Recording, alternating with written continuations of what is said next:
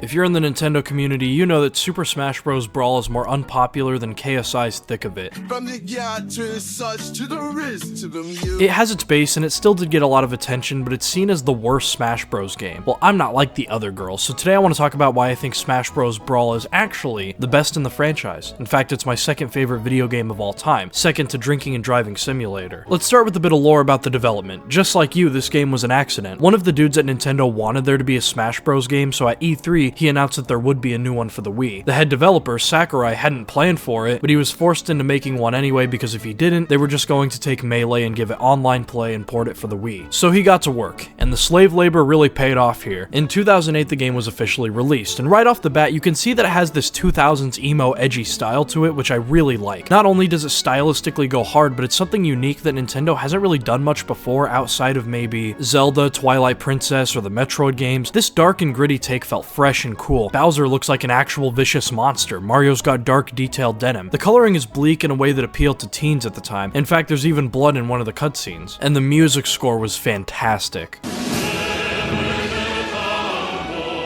Much better than the colors weave into a spire of flames from Ultimate. I mean, how's it the theme song for a fighting game anyway? Next Smash Bros game featuring Owl City.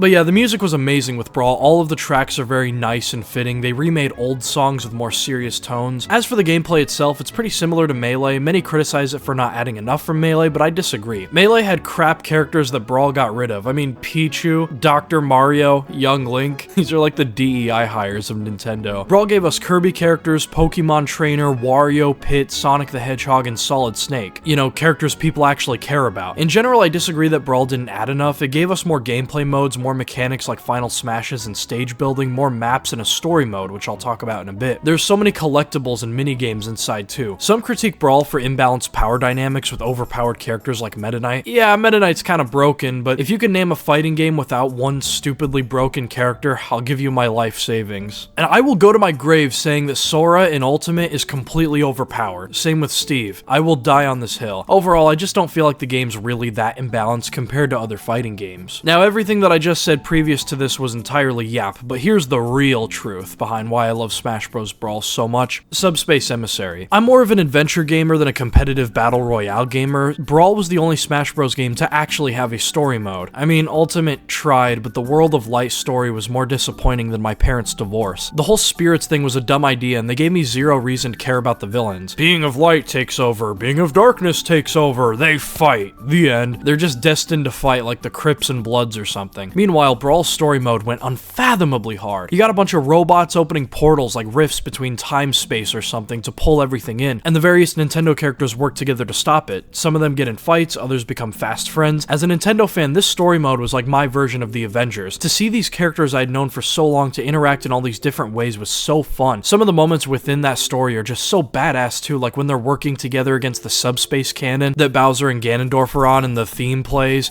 Cream in my pants more than Captain America picking up Thor's hammer in Endgame. Star Fox saving Diddy Kong from Rayquaza, who by the way is my favorite Pokemon. Mario and Link fighting, Rob revealing himself, them fighting Ridley coming back. Just so many spectacular, memorable bits. There isn't any dialogue, but there doesn't really need to be. If your IQ is above room temperature, you can kind of interpret what's going on. The gameplay itself is a side-scrolling adventure through various places across Nintendo games. It's very fun. It does get kind of repetitive, but I like that it forces you to play as different characters as you go through new parts of the story. There's a variety of missions, and some parts are kind of choose your own adventure. There are even some hidden characters along the way. There are theories that this game's story has some subtle meaning. Some speculate that this entire thing is about a kid who doesn't want to grow up and stop playing with his toys, so he's fighting against that. And there's plenty of evidence supporting that. We've seen before that Smash Bros takes place in the mind of a child playing with his toys in both the other Smash games that came before this one. The villains are trying to turn the characters into lifeless statues as if to kill the imagination and convert these characters into what they actually are instead of what they are in the kid's head. The subspace represents the bleakness of adulthood as it sucks away the imagination. The villain's name is Taboo, and he's portrayed as a closed-off adult, as in it's a taboo to play with toys at whatever age this kid is now. We know that the kid's hand is the master hand, and we see it being chained by Taboo, as if the social norms are forcing his creative hand. Theory or not, it really gets my gears turning when I play, and it's amusing to imagine that being what's going on here. I mean, I don't know why the kid would imagine Sonic being the one to save everyone and stop the embodiment of society, but whatever. I could say a lot more about the story mode, but I'd just be glazing kicking up a storm. So yeah, that's my take. Smash Bros Brawl good,